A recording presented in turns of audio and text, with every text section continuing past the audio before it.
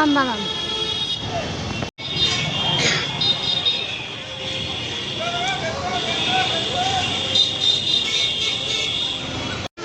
তাহলে আপনি জুতো কিনবেন না? না, খাবার ওই ফলটা তাহলে কিনে দিচ্ছি। এগুলো 530 টাকা, আর এগুলো 540, আর এগুলো 560 টাকা। আর কালোগুলো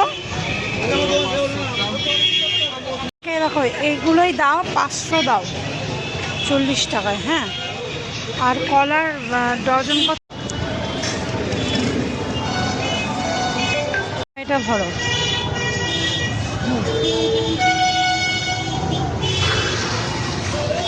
তুমি বললা যে জুতো নিবা না, খালি পায়ে আছো। হয়নি কালকে? কালকে বললাম যে কালকে তো 3 জন রোজা থাকবো, দিচ্ছে না, পয়সাও তো পাই।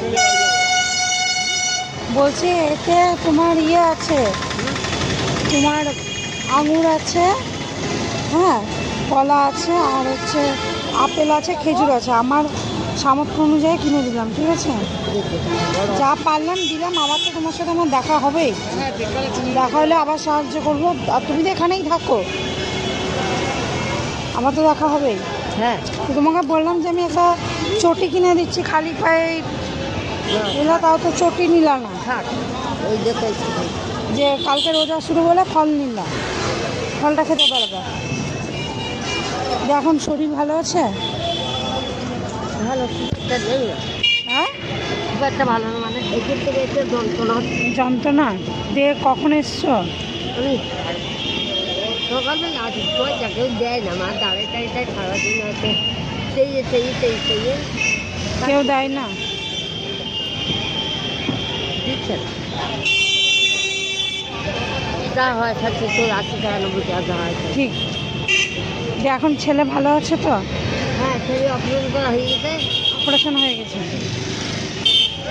পাথর বেরিয়ে গেছে। তবে এই জায়গাটায় এরকম ফুলে আছে, কমে যাবে আস্তে আস্তে। কমে যাবে না, কালকে নিয়ে যেতে হবে ডাক্তার। সেদিন বিরিয়ানি কিনে দিয়েছিলাম, মেয়েকে দিয়েছিলা? হ্যাঁ, মেয়েকে ছেলেকে দিচ্ছি, আমি খেয়েছি। ও, 3 জন মিলে খেয়েছো? ফলও খাবো, ফল তো একসাথে খাবো না, খেলে একসাথেই খাবা।